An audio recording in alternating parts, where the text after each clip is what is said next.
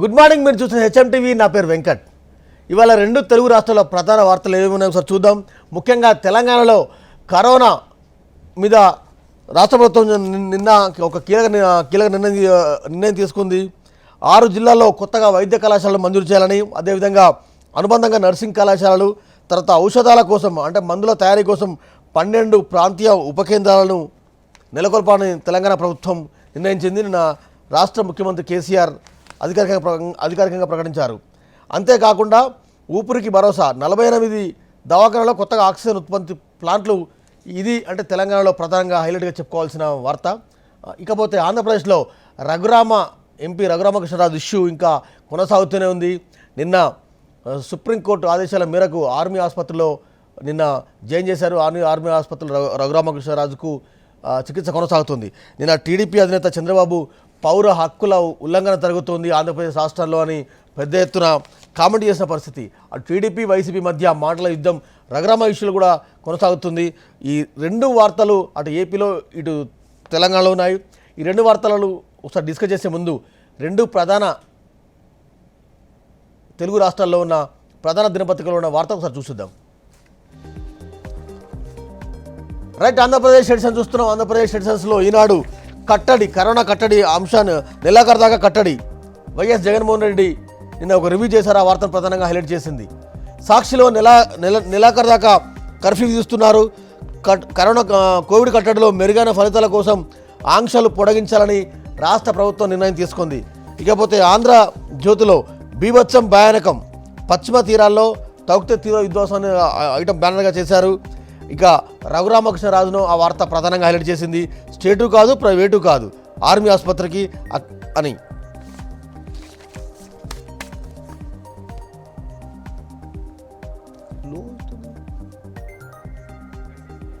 తక్కువ వస్తుంది.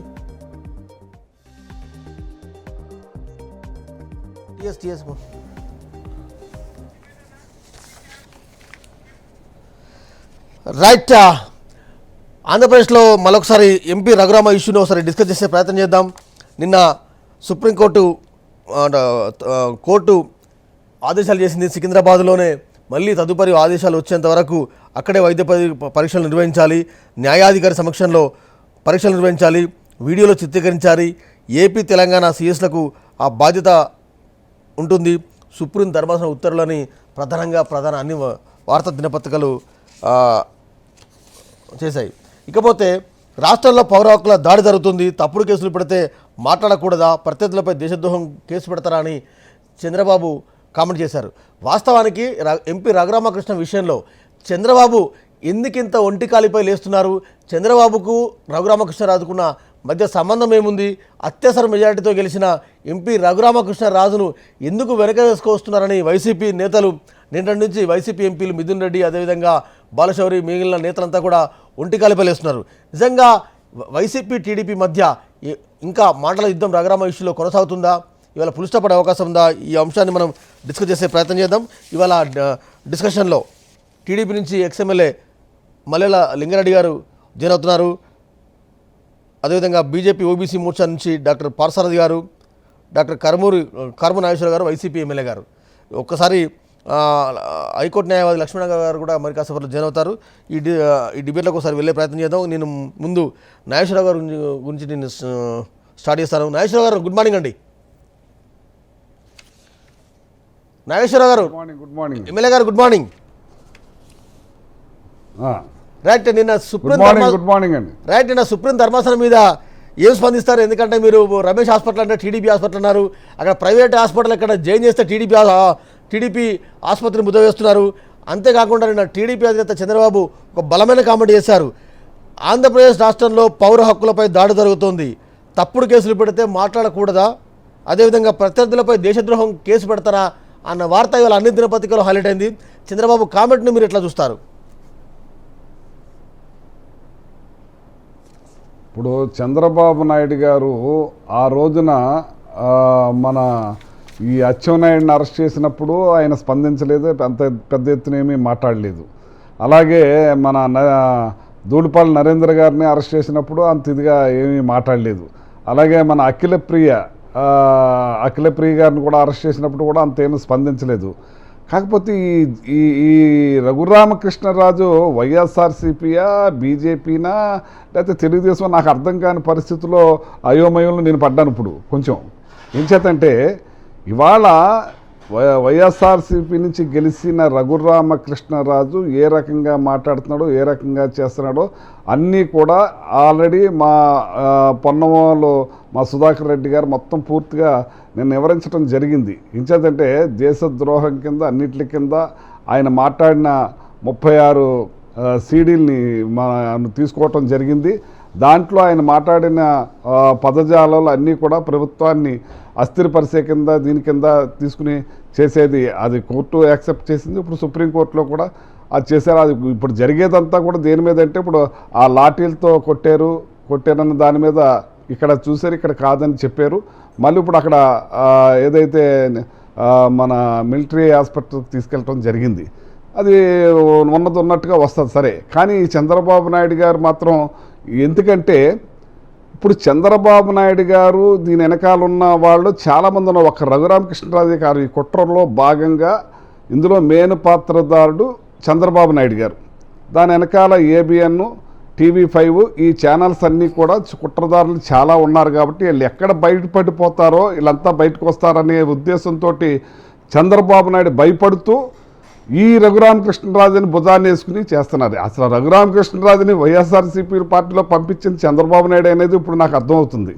ఆయనే పంపించి ఆయన ద్వారానే ఈ ప్రభుత్వాన్ని అస్థిరపరిచే విధంగా మాట్లాడే, ఒక ప్రభుత్వాన్ని అస్థిరపరచడం కాకుండా కులాల మధ్యన, మతాల మధ్యన చిచ్చులు పెట్టి ఎంత దారుణంగా మాట్లాడుతున్నాడు, ఆడవాళ్ళని ఏ రకంగా సంబోధిస్తున్నాడో, ఏ రకంగా మాట్లాడుతున్నాడో మీరు చూస్తూనే ఉన్నారు. అంత దారుణమైన మనిషిని భుజాన్ని వేసుకున్నారంటే ఇది పూర్తిగా ఈ కుట్రలో భాగం. మెయిన్ పాత్రధారుడు చంద్రబాబు నాయుడు గారు. ఆ 2 ఛానల్స్ ఉన్నాయన్నది తేటతెల్లు అయింది ఈ రోజుతోటి. చేత ఈ ప్రభుత్వం జగన్మోహన్ రెడ్డి గారు ఇవాళ ప్రజల్లో ఇవాళ అత్యధిక పేరు సంపాదించుకుని ప్రజల గుండెల్లో ఉండిపోయాడు. ఇవాళ ఇన్ని పథకాలు కూడా, ఇవాళ మత్స్యకార పథకాన్ని కూడా ఇంత కరోనా టైంలో ఇంత కష్ట పరిస్థితిలో కూడా అది వెళ్ళిపోతుంది. ఇన్ని కార్యక్రమాలు, ఇంత పథకాలు అవినీతికి తావు లేకుండా ఇన్ని కార్యక్రమాలు చేయబట్టి ఒక నిమిషం అయిపోయిందండి. అది ప్రజల్లో ఉన్న మనిషి మీద ఏ రకంగా అయినా బురద జమ్మాలి, ఏ రకంగా అల్లరి చేయాలనే భాగంలో ఈ పాములాగా రఘురామకృష్ణరాజుని చంద్రబాబు నాయుడు వాడుకుంటూ ఆ 2 ఛానల్స్ ఏదో రకమైన అనిశ్చిత ఏర్పాటు చేయాలనేది ఆ కుట్రలో భాగం ఇది. రైట్. ఒకసారి మాజీ ఎమ్మెల్యే గారు ఉన్నారు మల్లెల లింగారెడ్డి పొద్దుటూరు నుంచి. లింగారెడ్డి గారు నమస్తే అండి, గుడ్ మార్నింగ్. లింగారెడ్డి గారు నమస్తే అండి. మీ ఆడియో మ్యూట్లో ఉన్నట్టుంది.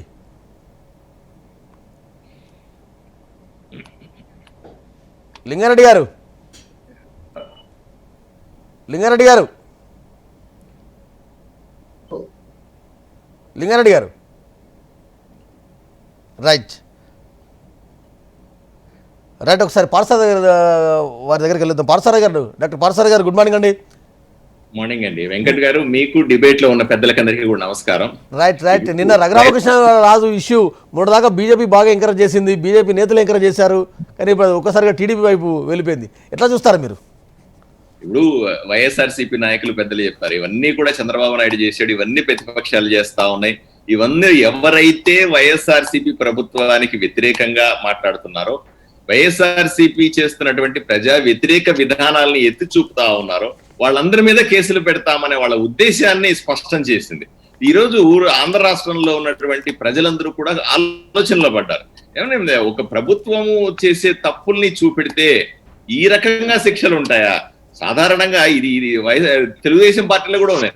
లాస్ట్ గవర్నమెంట్ లో కూడా మనం చూస్తే 2014 నుంచి 2019 వరకు ఉన్నటువంటి చంద్రబాబు నాయుడు ప్రభుత్వం కూడా ప్రతిపక్షాల మీద, లేకపోతే అక్కడక్కడ ఎవరైతే వాళ్ళకి వ్యతిరేకంగా మాట్లాడుతున్నారో వాళ్ళ మీద కేసులు పెట్టడం లాంటివి నేర్పించి మొదలు పెట్టింది వాళ్లే.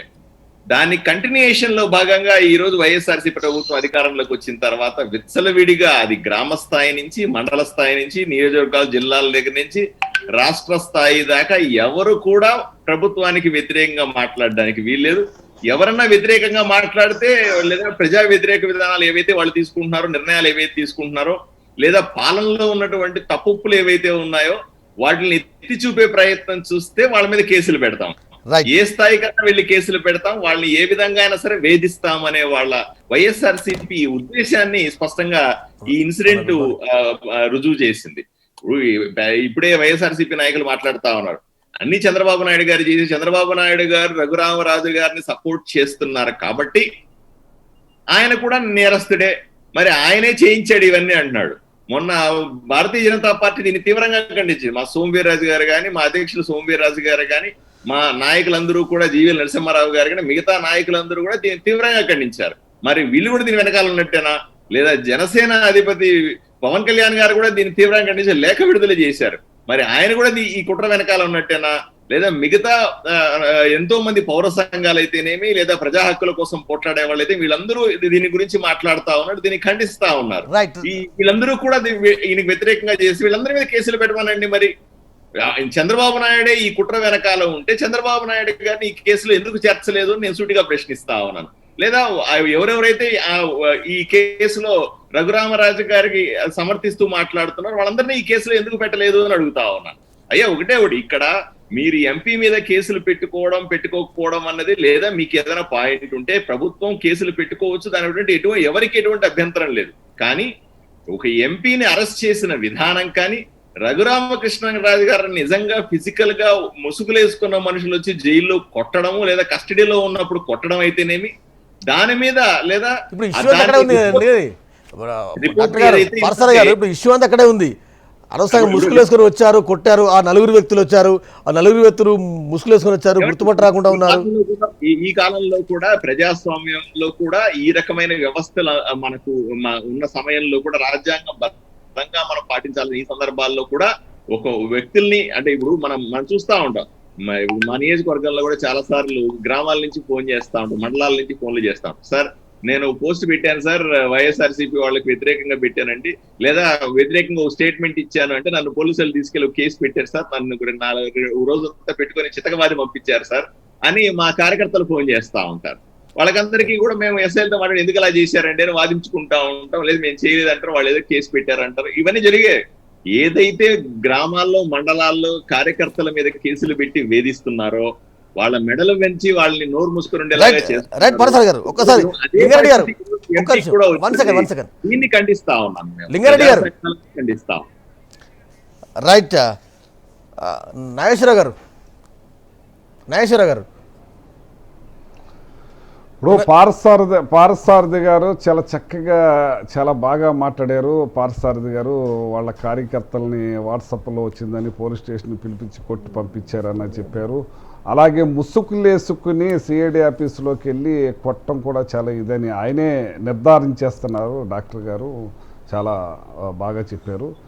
ఇవాళ నిన్ననే ఢిల్లీలో మా వ్యాక్సిన్ పరాయి దేశాలకి పంపించేస్తారా, మా వ్యాక్సిన్ మాకు అందించకుండా మా బిడ్డలకు అందించకుండా పరాయి దేశాలకు ఎందుకు పంపిస్తారని పోస్టులు వేసి అడిగినందుకు నిన్న బీజేపీ వాళ్ళు అరెస్ట్ చేసి వాళ్ళని జైల్లో ఎందుకు పంపించారంటున్నాను. ఇవాళ ఎన్ని నీతి కౌరులు చెప్తున్నారు ఈ పార్థసారథి గారు. గులిగింజ పూస కింద నలుపు ఎరగనన్నట్టుగా ఈయన చాలా గొప్పగా వర్ణించి మాట్లాడుతున్నారు పార్థసారథి గారు. నిన్న ఎందుకు అరెస్ట్ చేయవలసింది? ఇది ప్రజాస్వామ్యం, అడిగే హక్కు ఉన్నప్పుడు వాళ్ళు మా వ్యాక్సిన్ పరాయి దేశాలకు ఎందుకు పంపించారో మా బిడ్డలకు వేయకుండా అన్నందుకు వాళ్ళు జైల్లో పెడతారా మీరు బీజేపీ వాళ్ళు? మొన్ననే ప్రమాణ స్వీకారం చేసిన మమతా బెనర్జీ మంత్రులు 3 తీసుకెళ్ళి సిబిఐ ఆఫీస్కి తీసుకెళ్ళి అరెస్ట్ చేస్తే ఆవిడ ధర్నా చేస్తే అప్పటికప్పుడు బెయిల్ ఇచ్చి పంపించారు. ఇదేనా మీది? మీ ఈడీ మీ సిబిఐ చేతిలో పెట్టుకుని మీరు దేశాన్ని ఏ రకంగా ఆడిస్తున్నారో ప్రజలకు తెలియదా? ప్రజలు సంబోధిస్తారు. అదే ఇవాళ భారతదేశం అంతా కూడా వాట్సాప్లోనూ అట్లోనూ మోడీ గారిని ఆకాశమంతా ఎత్తిన వాళ్ళే ఈ రోజున ఏ రకంగా మాట్లాడుతుంటే దాని మీద మేము కామెంట్ చేయొచ్చు, కానీ అరెస్ట్ చేసే కార్యక్రమం చేస్తారా మీరు? ఇవాళ మేము ఎవరైనా సరే కులాలని మతాలని మధ్యన మాట్లాడే హక్కు ఉంది. మీరు మోడీ గారు ఈ రకంగా చేశారు, మీరు ఈ సబ్జెక్ట్ మీద ఇది లేదని ఎవరైనా మాట్లాడొచ్చే హక్కు ఉందని మీరే అంటున్నారు. ఇవాళ రఘురామకృష్ణరాజు ఏమని మాట్లాడుతున్నాడు? కులాల మధ్యన మతాల మధ్యన ఆడవాళ్ళని ఇష్టానుసారంగా మాట్లాడి ఒక ముఖ్యమంత్రి అన్న అతన్ని ఒరే సుంట అంట అని మాట్లాడుతుంటే రేపొద్దున ప్రధానమంత్రి గారిని కూడా అలా మాట్లాడితే మీరు మంచిదే అని అంటారా? సమర్థిస్తారా? పార్థసారథి గారు ఏం మాట్లాడుతున్నారు మీరు? అతని మీరు అయిన సంభాషణ తర్వాత- అతని One second, ఉచ్చారణ one second. ఏ రకంగా ఉంది? నాయక్ సార్, ఎమ్మెల్యే గారు, ఇవాళ నిన్న పొన్నవాళ్ళు వెంకట్ ఇదేం చెప్పిన్నారు. వెంకట్ గారు నేను ఒక్క నిమిషం సమాధానం చెప్తాను. Please, నాగేశ్వర గారికి స్పష్టంగా చెప్పాలి. అయ్యా నాగేశ్వర గారు ఒకటే నేను మిమ్మల్ని సూటిగా సమాధానం ప్రశ్నిస్తాను. చెప్పాలి, చెప్పకుండా ఎలా ఉంటారు? వినండి సార్, వినండి. One second, మీరు one చెప్పేది second. విన్నాక. One మీరు second, one చెప్పేది విన్నాక. ఇప్పుడు ఒకటే నేను అడిగేది అంటే ఇప్పుడు ఢిల్లీలో అరెస్టులు జరిగినాయి. అరెస్టులు జరిగిన నేపథ్యాన్ని మీరు పక్కదావ పట్టిస్తా ఉన్నారు. పోస్టర్లు అంటించారనే కొంతమంది అరెస్ట్ చేశారు అని కొంతమంది వాదిస్తా ఉన్నారు. దాన్ని పెద్ద వైరల్ చేసే ప్రయత్నం చేస్తా ఉన్నారు. ఏదో అక్కడ ఉన్నటువంటి కేంద్ర ప్రభుత్వం అరెస్ట్ చేసింది కొంతమందిని అంటున్నారు. ఒకటే అర్థం చేసుకోవాల్సిందంటే అక్కడ కేంద్ర ప్రభుత్వ బలగాలు ఎవరిని అరెస్ట్ చేయలేదు. అక్కడ ఉన్నటువంటి రాష్ట్ర ప్రభుత్వం కొంతమందిని ఎవరైతే ఉగ్రవాద మూలాలు ఉన్నాయో వాళ్ళని అక్కడ ఉన్నటువంటి కేజ్రీవాల్ ప్రభుత్వం అరెస్ట్ చేసింది. ఈ విషయాన్ని మీరు చూసుకోవాలి. వినండి సార్. రెండవది ఏంటి, మీరు మీ మీద మోడీ గారి మీద మీ బీజేపీ మీద ఎవరు మాట్లాడినా ఉగ్రవాదం, దేశద్రోహులు అలాగే పనికొస్తారు. మీరు దేశద్రోహుల కింద చిత్రీకరిస్తారు. ఇతను మాత్రం ఎంత దారుణంగా మాట్లాడినా, రామకృష్ణరాజు దుర్మార్గంగా మాట్లాడినా, ఆడవాళ్ళు తిట్టినా, మతాల మధ్యన చిచ్చు పెట్టినా అతను దేశద్రోహి కాదు, చాలా గొప్పవాడు, నీతిమంతుడు. టీడీపీ మాజీ ఎమ్మెల్యే మల్లెల లింగారెడ్డి గారు జాయిన్ అయ్యారు. లింగారెడ్డి గారు నమస్తే అండి. ఒకే నిమిషం ఎక్స్ప్లెనేషన్ ప్లీజ్ ఇస్తాను. ఇందాక నేను లింగారెడ్డి గారికి అవకాశం ఇవ్వలేదు. లింగారెడ్డి గారు ఎంపీ రఘురామకృష్ణరాజు గారి విషయంలో ఎందుకు చంద్రబాబు గారు అంతా ఓన్ చేసుకుంటున్నారు? తర్వాత పౌరాకులు మంట కలుస్తున్నాయి, పౌరాకులు కాలరాస్తున్నారు, ఇలాంటి పెద్ద పెద్ద డైలాగ్స్, పెద్ద పెద్ద మాటలు ఎందుకు వస్తున్నాయని వైసీపీ నుంచి వస్తున్న సూటి ప్రశ్న ఏం చెప్తారు మీరు? ఇప్పుడు ఇక్కడ రఘురామకృష్ణరాజు గారు మాట్లాడితే చంద్రబాబు నాయుడు గారు మాట్లాడుతున్నారు, లేకపోతే మిగతా ఏబిఎనో లేకపోతే టీవీ5 వాళ్ళు ప్రసారం చేస్తున్నారు. కులాల గురించి మాట్లాడినారు, విద్వేషాలు రెచ్చగొట్టినారు, సమాజంలో తీరికలు తెస్తున్నారు, ప్రభుత్వాన్ని అస్థిరపరుస్తున్నారు, రాజద్రోహం, దేశద్రోహము. అంటే మనం చూసినాం చంద్రబాబు నాయుడు గారు అయ్యా కత్తులో మరి కొత్త ఇది వచ్చింది, వేరియంట్ వచ్చింది, అది ఏపీ వేరియంట్ అని చెప్పి దేశం అంతా పోయే ప్రమాదం ఉంది, చర్య తీసుకోమంటే దానిపైన చంద్రబాబు నాయుడు గారి పైన కేసు పెట్టినారు. నేను అడుగుతున్నా, చంద్రబాబు నాయుడు గారు ఏమన్నా మత విద్వేషాలు రెచ్చగొట్టినారా, కుల విద్వేషాలు రెచ్చగొట్టినారా? మరి లేకపోతే వ్యాక్సిన్లో వైద్యము, వ్యాక్సిన్ బెడ్లో, ఐసీలో అడగడమే దేశద్రోహమా? అంటే అడగడమే రాజద్రోహమా? ప్రభుత్వాన్ని అస్థిరపరచడమా? అంటే మేము ఏం చేసినా ఎవరు మాట్లాడకూడదు, చంద్రబాబు నాయుడు గారు మాట్లాడకూడదు, ఆయన రాజు గారు మాట్లాడకూడదు, మరొకరు మాట్లాడకూడదు. ఇప్పుడు ఇక ఎందుకు వచ్చింది సమస్య? మీరు రఘురామకృష్ణరాజు గారిని ముందు మాట్లాడుతున్నారు, ఆయన మాట్లాడినారు, తర్వాత నియోజకవర్గంలో ఆయన తిరగలేని పరిస్థితి తెచ్చిపెట్టారు, ఆయన ఢిల్లీ పోయి సెక్యూరిటీ తెచ్చుకున్నాడు. ఇక్కడ ఎన్నికల కమిషన్ కులాలు అంటగట్టినారు. నేను ఎవరో దారుణం ఎవడో లేకపోతే వైసీపీ కార్యకర్త, ముఖ్యమంత్రి మంత్రులే లింగారెడ్డి రఘురామకృష్ణరాజు గారు గత 1.5 years నుంచి పార్టీకి, ప్రభుత్వానికి నెగిటివ్గా మాట్లాడుతున్నారు. సరే, అదొక కోణం. ఇప్పుడు ఉన్న అంశం అంతా కూడా ఉన్న పలంగా వచ్చి అంటే జైల్లో వచ్చి కొట్టారు, తర్వాత అనవసరం మొత్తం కాళ్ళ మీద 3rd degree ప్రయోగించారు పోలీసులు అనేది పెద్ద అలిగేషన్ కదా. వస్తున్నారు. ఇప్పుడు మొన్నేమైంది, భారత్ బయోటెక్ ఈ దేశానికి కాదు ప్రపంచానికే ఒక వ్యాక్సిన్ అందించి ఆరోగ్యాన్ని, ప్రాణాలు ఈ విపత్కర సమయంలో కాపాడుతూ ఉంటే దానికి రామోజీరావు గారు చంద్రబాబు నాయుడు గారు బంధు భారత్ బయోటెక్ వాళ్ళకని చెప్పి అది ప్రచారం చేస్తున్నారు. అంటే ఈ కులాలను ఒక దేశానికి సేవ చేసేటువంటి, ప్రాణాల ఆరోగ్యం కాపాడుతూ ఉంటే వాళ్ళకు కూడా కులాలను అంటగడతా ఉంటే ఇంకా రఘురామరాజు గారి గురించి మాట్లాడేటువంటి నైతిక అనంత వెలికే ఉంది. ఇప్పుడు చంద్రబాబు నాయుడు గారు మాట్లాడారు, మోహన్ గురించి మాట్లాడినారు, 3rd degree గురించి మాట్లాడినారు, కోర్టు ఆదేశాలు అమలు చేయలేదని మాట్లాడినారు, పత్రికా స్వేచ్ఛ గురించి మాట్లాడినారు. ఇప్పుడు తప్పుడు కేసులు పెడుతున్నారు. చంద్రబాబు గారి పైన పెట్టినారు, రవీంద్ర పైన పెట్టినారు, తర్వాత మన దుల్పాల్ నరేంద్ర గారి పైన పెట్టారు, అందరి పైన తప్పుడు కేసు పెట్టారు, జిల్లాలో పెట్టారు, మా పైన కూడా పెట్టారు. ఇప్పుడు నిన్న మొన్న లింగారెడ్డి గారు వైసీపీ ఎంపీలు మాట్లాడుతున్నారు, అచ్చెన్నాయుడు అరెస్ట్ అయ్యారు, నరేంద్ర అరెస్ట్ అయ్యారు, అనేక మంది టీడీపీ నేతలు అరెస్ట్ అయ్యారు, వాళ్ళ మీద 3rd degree పెట్టామా? మరి అప్పుడు లేని 3rd degree ఉన్న పలాగా రఘురామకృష్ణరాజు మీద ఎందుకు పెట్టాల్సి వస్తుంది? అంత అవసరం ఏముంది? అంటే నేను ఒకటే అడుగుతా, ఆయన అరెస్ట్ చేసే ముందు ఆయనకు గాయాలు ఉన్నాయా? అరెస్ట్ చేసిన వెంటనే వాళ్ళ చేతిలో గెలిపినాడు, సిఐడి చేతిలో గెలిపినాడు, వాళ్ళ కస్టడీలో ఉన్నారు. అంటే రఘురామకృష్ణరాజు గారే ఏదైనా లాఠీ తీసుకుని కొట్టుకుంటారంటారా? ఒక మనిషి సొంతంగా దెబ్బలు కొట్టుకొని భరించేటువంటి ప్రపంచంలో ఏ మనిషికైనా ఉందండి? లింగారెడ్డి గారు ఒక్క సెకండ్, లింగారెడ్డి ఒక్క నిమిషం. రెండే విషయాలు, పోలీసులు కొట్టారా, ఆయన కొట్టుకున్నాడా? ఆయన కొట్టుకుంటా అంటే అంత సున్నితంగా బతికినటువంటి మనిషి, ఒక కార్పొరేట్, ఒక టైకూన్ ఆయన. కూడా ఎంపీలు. One second. హైకోర్టు అంటే రఘురామకృష్ణరాజు గారు తరపున వాదించే హైకోర్టు న్యాయవాది లక్ష్మణ గారు ఇప్పుడే చేరారు. లక్ష్మణ గారు గుడ్ మార్నింగ్ అండి. నమస్కారం సార్. రైట్, లింగారెడ్డి గారికి, పార్థసారథి గారికి కూడా నమస్కారం అండి. రైట్, నిన్న మొన్న ఎపిసోడ్ అంతా చూస్తున్నారు. నిన్న సుప్రీంకోర్టు కూడా ఇంటర్ఫేర్ కావాల్సి వచ్చింది. ఓవరాల్గా ఏం చెప్పదలుచున్నారు? రేపు బెయిల్ పిటిషన్ అంశం కాస్త పక్కన పెడితే ఆ దెబ్బలు గాయాలు ఎలా వచ్చాయంటే ఏమని కంక్లూడ్ చేయగలుగుతారు, ఏమని చెప్పగలుగుతారు? సార్, ఇప్పుడు లింగారెడ్డి ఇప్పుడే జాయినప్పుడు లింగారెడ్డి గారు కూడా ఒక ప్రశ్న ఇచ్చారు. ఆయన ఇంటి నుంచి అరెస్ట్ చేసేటప్పుడు ఎక్కడైనా సరే దానికి డీకే బోస్ అని చెప్పేసి ఒక లీడింగ్ జడ్జిమెంట్ ఉందండి మాకు. ఒక అక్యూజ్డ్ ని అరెస్ట్ చేసినప్పుడు ఆ అక్యూజ్డ్ ని మెడికల్ ఎగ్జామిన్ చేసినప్పుడు ఆ మెడికల్ ఎగ్జామినేషన్ లో నోటిఫై చేయాల్సిన పరిస్థితుంది. అక్యూజ్డే కనుక నాకు ఆల్రెడీ ఈ ప్రాబ్లమ్స్ ఉన్నాయి, మీకు అరెస్ట్ చేయటం వల్ల నేను ఈ విధంగా హెల్త్ ప్రాబ్లమ్స్ అవుతాను చెప్పేసి చెప్పడం కూడా జరుగుతుంది అనమాట. అలాంటి ఆ రోజు చెప్పలేదు అరెస్ట్ అయిన రోజు వాళ్ళ పోలీసు వాళ్ళకి. అంటే ఆ రోజు ఆయన ఎలాంటి గాయాలు లేవు. ఆయనకు ఒకటే చెప్పాడు, నాకు హార్ట్ ఆపరేషన్ అయింది రీసెంట్ గా, కాబట్టి మీరు ఈ విధంగా చేస్తే నాకు ఇబ్బంది పడే పరిస్థితులు ఒక్కటి మాత్రమే చెప్పాడు. ఆ రోజు గాయాల గురించి చెప్పలేదు. ఆయనకు ఉన్నటువంటి ఈ పాదాల మీద చూసినటువంటి ఏదైతే కనిపిస్తున్నాయో ఆ రోజు ఆయన డిస్క్లోజ్ చేసేవాడిని జరగల. అదే ఉంటే ఆ రోజు డిస్క్లోజ్ చేసేవాడు కదా.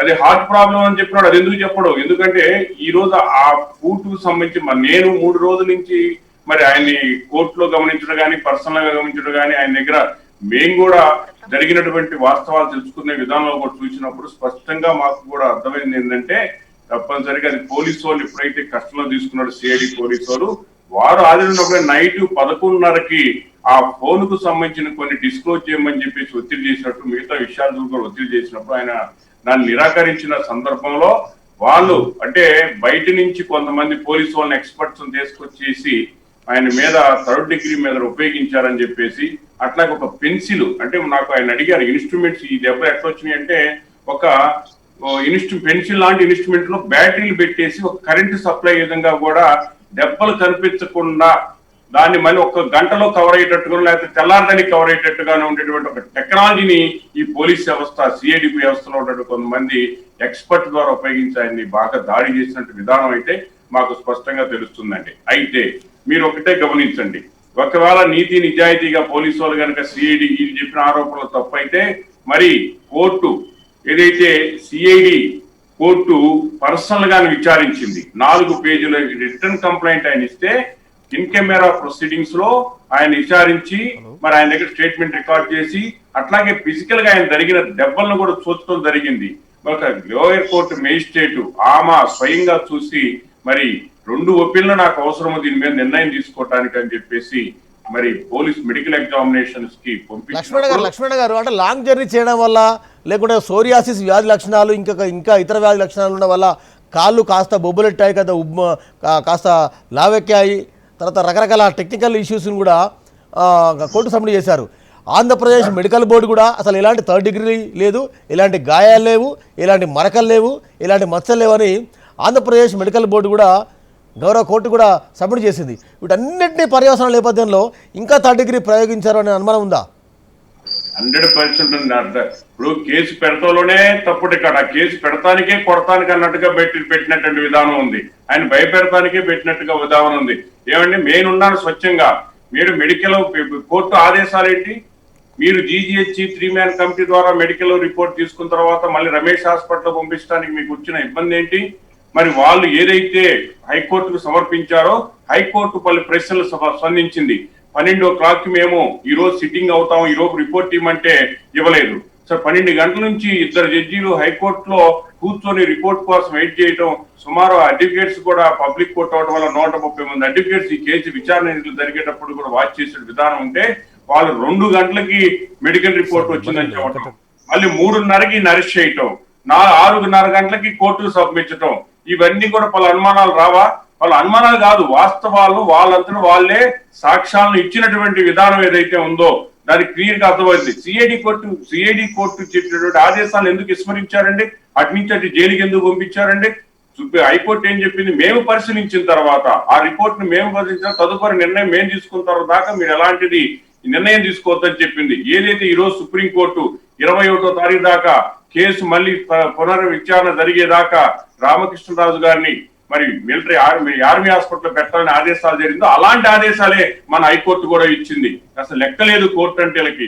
మరి మేజిస్ట్రేట్ స్వయంగా పరిశీలించిన దాని మీద లెక్కలేని పరిస్థితి ఉంది. లక్ష్మణ గారు ఇప్పుడు అరెస్ట్ వ్యవహారం నుంచి నిన్న జైలుకు పంపించేంత వరకు మెడికల్ బోర్డు రిపోర్ట్ తీసుకోండి, లేకుంటే సిఐడి రిపోర్ట్ తీసుకోండి, రకరకాల ఆంధ్రప్రదేశ్ ప్రభుత్వం సంబంధించిన అన్ని అంశాలు కూడా కోర్టుకు సబ్మిట్ చేశాయి. ఎందుకు ఇంకా తప్పుపడుతున్నారు? లేదండి, నిన్న జరిగినటువంటి సుప్రీంకోర్టు వాదనలో కూడా మరి సాలిసిటర్ జనరల్ ఎవరైతే కేంద్ర ప్రభుత్వం తరఫున అప్పీల్ అయ్యారో ఆయనకి ట్రీట్మెంట్ అవసరమైనటువంటి పరిస్థితి ఉంది. మెటీరియల్ ఆయన కూడా ఇప్పుడు వాదన చేస్తారండి. మేము పైన చేసిన అఫిడవిట్, మేము పైన చేసిన రికార్డు, మాకు సంబంధించి మెడికల్ రిపోర్ట్ అన్ని కూడా పరిశీలించి అవతల సైడ్ కౌన్సిల్ కూడా నో అబ్జెక్షన్ చెప్పాడు. తప్పనిసరిగా దీంట్లో స్పెసిఫిక్ గా మళ్ళీ మెడికల్ ఎగ్జామినేషన్ కావాల్సిందే, దానికి మాకు ఎలాంటి అబ్జెక్షన్ లేదని చెప్పి సుప్రీంకోర్టులో కూడా చెప్పినప్పుడు మనం కూడా పరిశీలించాల్సిన, అది కూడా ఆలోచించాల్సినటువంటి పరిస్థితి కూడా ఉన్నది. ఇప్పుడు ఆర్మీ ఆసుపత్రి పర్యవేక్షణలో ఉన్నారు, ఆర్మీ ఆసుపత్రి డాక్టర్ల పర్యవేక్షణలో ఉన్నారు. నిజంగా కూడా మళ్ళీ ఒక రిపోర్ట్ సబ్మిట్ చేసే అవకాశం ఉంది. ఎలాంటి నివేదిక, ఎలాంటి రిపోర్ట్ వచ్చే అవకాశం ఉందని మీరు భావిస్తున్నారు లక్ష్మణ గారు? ఎలాంటి నివేదిక రిపోర్ట్ వచ్చిందని చెప్పేసి మనం ముందుగా చెప్తున్నారండి. మాకు పరంగా ఎవరైతే రామకృష్ణరాజు గారు ఎక్కి ఉన్నాడో, దెబ్బతిన్న పరిస్థితులు ఉన్నాడో, ఆయన చెబుతున్న విషయాల మీద, కోర్టు ఆదేశాల మీద అక్కడ కూడా 3 మరి మెడికల్ ఎక్స్పర్ట్స్ కూడా ఎగ్జామిన్ చేయాల్సినటువంటి పరిస్థితి ఉంది కనుక మాకు పరంగా కూడా ఆయన దెబ్బలు తగిలి ఆయన్ని పోలీస్ కస్టడీలో ఉన్నప్పుడు కొట్టారని చెప్పేసి స్వచ్ఛంగా చెప్పడం, ఆయన దానికి సంబంధించి దాని మీద రిపోర్ట్ వస్తుందని చెప్పేసి మేము భావిస్తున్నామండి. ఎప్పుడైనా ఆర్మీ హాస్పిటల్లో భారతదేశంలో ఒక ఎంపీ లెవెల్లో ఈ విధంగా కోర్టు ఆదేశాల మీద ఇట్లా మెడికల్ ఎగ్జామ్ ఫస్ట్ టైం అండి. ఎందుకంటే ఇక్కడ రాష్ట్ర ప్రభుత్వం ఆధీనమైనటువంటి సిఐడి కావచ్చు, మరి ఈ జీజీహెచ్ హాస్పిటల్ కావచ్చు, ఇవన్నిటి కూడా నమ్మకం లేకే అవన్నీ అక్కడ పంపించడానికి క్లియర్ గా అర్థం అవుతుంది. ఎందుకంటే ఈ 3 రోజుల ఎపిసోడ్ ని మేము సుప్రీంకోర్టు తెలియజేశాం. సుప్రీంకోర్టు మనం నమ్మింది. దాన్ని కూడా కేంద్ర ప్రభుత్వం నుంచి అప్పినటువంటి సీనియర్ అడ్వకేట్ జనరల్ కూడా ఒప్పుకోవడం జరిగింది. ఇవన్నీ ఒప్పుకున్న తర్వాత ఇంకా ఏ రోజు ఏమైంది? మేము కల్లారా ప్రత్యక్షం ఏమైందంటే రమేష్ హాస్పిటల్ తీసుకెళ్ళడానికి ఏమైంది? వాళ్ళు డాక్టర్సే కదా. రైట్ లక్ష్మణ్, వన్ సెకండ్ మీరు అలానే ఉండండి. ఎమ్మెల్యే గారు ఇందాక లింగారెడ్డి గారు మాట్లాడారు. లింగారెడ్డి గారు మాట్లాడండి, తర్వాత ఎమ్మెల్యే గారు మీకు ఆన్సర్ చేస్తారు. ఒకటండి, ఇప్పుడు ఎక్స్ట్రా జ్యుడిషియల్ పనిష్మెంట్స్ కానీ, ఎక్స్ట్రా జ్యుడిషియల్ తర్వాత కిల్లింగ్స్ కానీ, ఇవన్నీ కూడా not only violation of human rights. ఇది జీవించే హక్కు ఉంది, రాజుగారికి జీవించే హక్కు ఉంది, చంద్రబాబు నాయుడు గారికి ఉంది, జగన్మోహన్ రెడ్డి గారికి ఉంది. ఇట్లా 5 నెలల కిందట హార్ట్ ఆపరేషన్ చేసుకునే మనిషిని ఈ విధంగా కొడితే అది జీవించే హక్కు ఉండేటండి? సరే, freedom of speech, freedom of expression, freedom of movement అవి సరే, అసలు మనిషికి జీవించే హక్కే లేకుండా చేసే పరిస్థితి కదా. ఇప్పుడు లక్ష్మణ్ గారు చెప్పినట్టు కొట్టి దెబ్బలు కనపడకుండా ఉండేదానికి కూడా కొత్త టెక్నాలజీ కనపెడుతున్నా అంటే ఇది రాజ్యాంగ విరుద్ధం కాదు, చట్ట విరుద్ధం కాదు, మానవ హక్కుల విరుద్ధం కాదు. ఇది అమానుషమైనటువంటి లింగారెడ్డి గారు ఒక్క నిమిషం. నాగేశ్వరరావు గారు, ఎమ్మెల్యే గారు, అది ఏ పార్టీ వాళ్ళని కాదు. ఇప్పుడు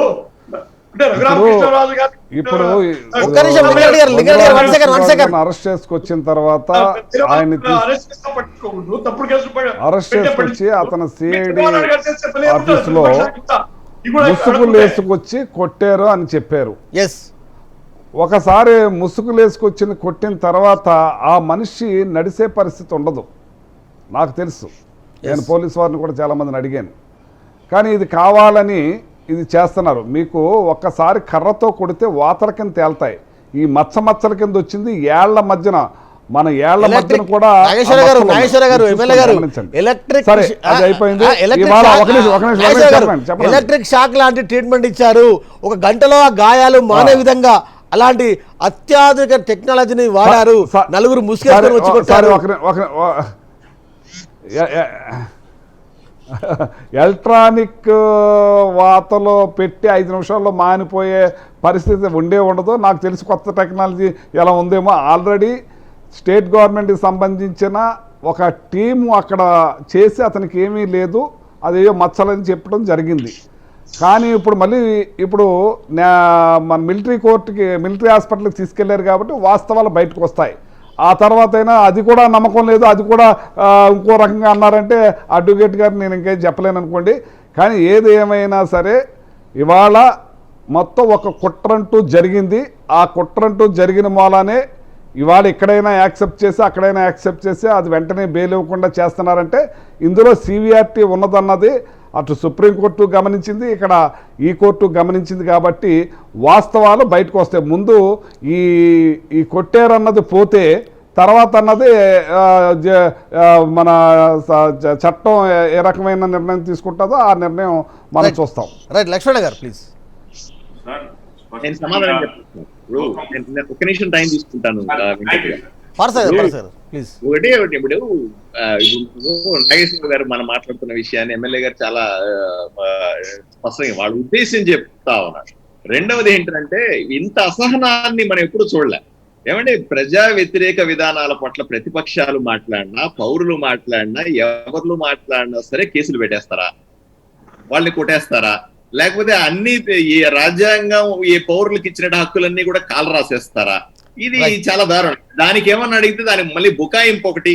ఏమంటే ఢిల్లీలో కేజ్రీవాల్ అరెస్ట్ చేశాడు, వెస్ట్ బెంగాల్లో మమత అందరిని అరెస్ట్ చేస్తా ఉంది, హింస చేస్తా ఉంది, మేం చేస్తే తప్ప అనే దాని బుకాయింపు. అక్కడ జరుగుతుందా లేదు మేం చేయకూడదా అనే బుకాయింపు. ఎక్కడన్నా చూసాం మనం ఆంధ్ర రాష్ట్రంలో ఇటువంటి రాజకీయాలు. మీరు ఈ రకంగా ప్రవర్తిస్తున్నారు, దేశ ద్రోహాలని ముద్రేస్తున్నారని కూడా అంటున్నా. అలాగే రెండవది ఏంటి, ఏమంటే ఇప్పుడు పత్రికలు కానీ మీడియా సంస్థల మీద కేసులు, దేశద్రోహం కేసట, కుట్ర కేసట. ఏమంటే ఇప్పుడు మీడియా సంస్థలు ఎందుకున్నట్టు, పత్రికలు ఎందుకున్నట్టుగా ప్రభుత్వం చేసే పనిలో తప్పుంటే ఎత్తి చూపడానికి ప్రభుత్వ ప్రజా వ్యతిరేక విధానాలు ఏవైతే ఉన్నాయో వాటిని చెప్పడానికి ఇదిగో మాలాంటి ప్రతిపక్షాల్లో ఉన్న నాయకులు, పౌర సంఘాల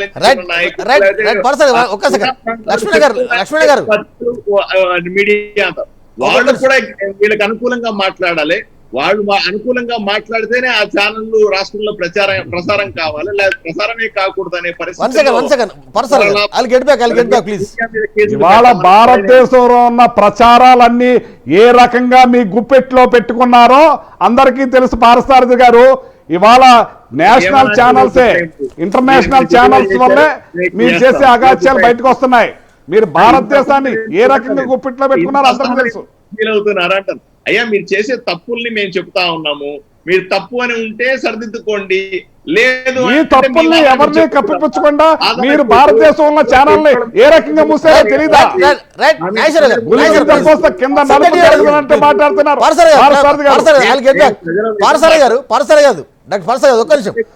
లక్ష్మణ్ గారు అడగడి గారు నిజాలు మీరు చెప్పండి. One second please, one second. పర్సరే గారు I'll get back. చెప్పండి. అందరికీ తెలుసు. లక్ష్మణ్ గారు ప్లీజ్ కంక్లూడ్. సార్ ఇక్కడ మనం వాస్తవాల్ని గమనించాల్సిన పరిస్థితి ఏంటంటే, రఘురామకృష్ణరాజు గారు సదరు మేజిస్ట్రేట్ లో ఒక కంప్లైంట్ చేయడం జరిగింది, 4 పేజీల రిటర్న్ కంప్లైంట్. దాంతో పాటు ఆయన యొక్క స్టేట్మెంట్ రికార్డ్, దాంట్లో విచారణ అంటే ఇప్పుడు రఘురామకృష్ణరాజు గారిని రిమాండ్ చేసేటువంటిది ఒక కేసు అయితే, రఘురామకృష్ణరాజు గారిని పోలీసు స్వాధీనంలో పెట్టుకొని ఆయన హింసించడం అనేది రెండో కేసు అనేది మనం గమనించాలి. పోలీసు ఎవరైతే రఘురామకృష్ణరాజు ఒక విక్టిమ్ కోర్టుకి ఒక కంప్లైంట్ ఇవ్వడం జరిగింది. ఆ కంప్లైంట్ లో విచారణలో భాగంగా ఆమె మెడికల్ ఎగ్జామినేషన్ చేయాల్సినటువంటి పరిస్థితి కోర్టు బాధ్యత కూడా ఉంది. అయితే ఆ సందర్భంలో మీకు సుప్రీంకోర్టు సెటిల్ ఏం చెప్తుందంటే, ఆయనకి దెబ్బలు తగిలిన ఆరోపణలు చేసినప్పుడు, ఆయన హింసించారని ఆరోపణలు చేసినప్పుడు మెడికల్ ఎగ్జామినేషన్ చేయాల్సినటువంటి కోర్టు బాధ్యత. అట్లాగే పోలీసు వాళ్ళు కూడా మాకు ఎట్టి పరిస్థితుల్లో మేము హింసించడం చేయగలిగితే burden lies on police only, burden lies police only. కనుక పోలీసు వాళ్ళు బర్డన్ లైస్ ఉన్నప్పుడు మెడికల్ ఎగ్జామినేషన్స్ కి రిఫర్ చేసినప్పుడు మీరు ఎందుకు నిరంతరిస్తారు? మెడికల్ ఎగ్జామినేషన్స్ ఆఫ్ చేసినప్పుడు అంటే మీరు చేయాల్సిన డ్యూటీని మీరు చేయకపోవడం, రేపేదైనా సాక్ష్యాలు మరి తారుమారు చేయాలనే పరిస్థితి, అట్లాగే సాక్ష్యాలను ప్రొడ్యూస్ చేయకూడదు కోర్టులో అని చెప్పేసి సెటిల్ లా ప్రకారం చేయకూడదు పరిస్థితి. ఒక కుట్ర ఎవరెక్కడ ఉందండి? నాకు రాజకీయాలతో అనవసరం అండి. ఇక్కడ స్వచ్ఛంగా కోర్టు యొక్క సెటిల్ లానే మరి రాజ్యాంగ పరంగా కలిగించిన హక్కుల గురించి నేను మాట్లాడదలుచుకున్నానండి. ఇక్కడ ఏదైతే కోర్టు ఆదేశాలు చేసిందో దాన్ని ఎందుకు విస్మరించారు?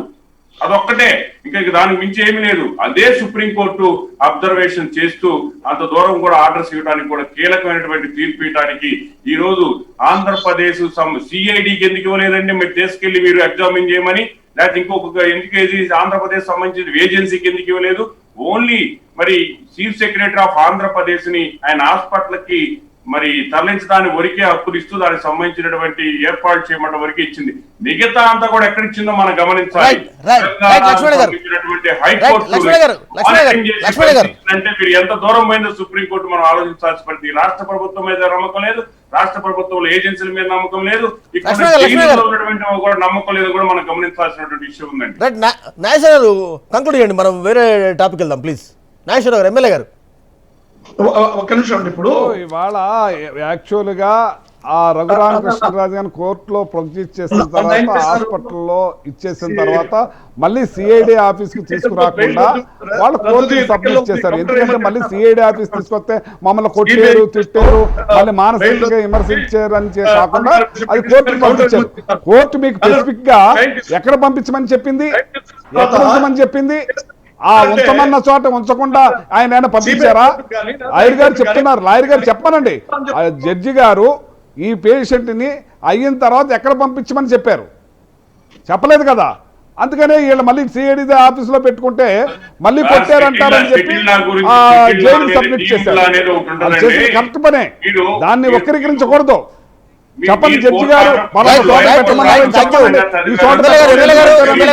ఎమ్మెల్యే గారు, అడగడ్డ గారు, లింగారెడ్డి గారు, థ్యాంక్ యూ వెరీ మచ్ అండి. ఎందుకంటే ఎస్ లక్ష్మీ గారు ప్లీజ్ కంక్లూడ్.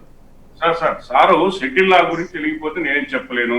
స్పెసిఫిక్ ఆర్డర్ గురించి ఆయన చూశారో చూడలేదు.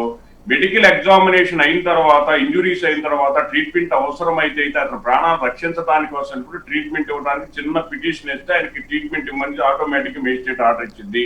అట్లాగే పోలీసు డాక్టర్ గారు ఇచ్చినటువంటి సర్టిఫికేట్ బేస్ చేసుకొని డాక్టర్ గారు ఇచ్చిన రిపోర్ట్ ట్రీట్మెంట్ అవసరం లేదని ఇచ్చింది కదా, అంతా బాగుందని ఇచ్చారు కదా, బాగుందని ఇచ్చారు కదా. మళ్ళీ ట్రీట్మెంట్ అవసరమా లేదా జైలుకి పంపించడం అనేది కోర్టు రైట్. చూద్దాం. ఆర్మీ ఆసుపత్రి డాక్టర్ల పర్యవేక్షణలో ఎంపీ రఘురామ కృష్ణరాజు ఉన్నారు. మళ్ళీ గురువారం శుక్రవారం బెయిల్ పిటిషన్ మీద విచారణ జరగబోతుంది. చర్చలో పాల్గొన్న మల్లారెడ్డి గారికి, నాగేశ్వరరావు గారికి, అదేవిధంగా లక్ష్మణ గారికి, పార్సార్ గారికి ధన్యవాదాలు. మరొక అంశం మీద డిస్కస్ చేసే ప్రయత్నం చేద్దాం. తెలంగాణలో కరోనాను ఆరోగ్యశ్రీలో ఎందుకు చేర్చడం లేదు? ఇక ఆరోగ్యశ్రీలో చేర్చనట్టే సర్కార్ దవాఖానాలో చేరాలని నిన్న సీఎం కేసీఆర్ ఒక సీరియస్గా చెప్పిన నేపథ్యంలో ఈ ఆరోగ్యశ్రీ మాట పడకేసినట్టేనా అన్న వాదన చాలా బలంగా వినిపిస్తుంది. ఈ అంశం మీద డిస్కస్ చేసే ప్రయత్నం చేద్దాం. చిన్న బ్రేక్ తీసుకుందాం. బ్రేక్ తర్వాత లైవ్ షో కొనసాగుతుంది.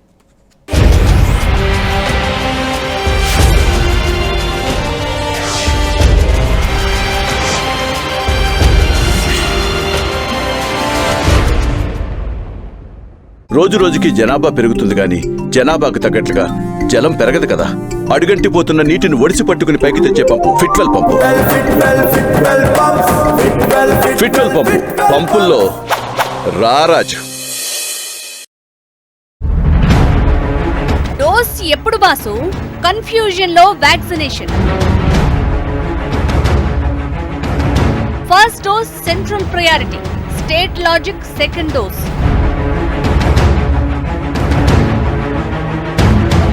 నెల తర్వాత కోవాక్సిన్, 3 నెలల తర్వాతే కోవిషీల్డ్. సెకండ్ డోస్ లెక్క ఇది. Centre new guide lines.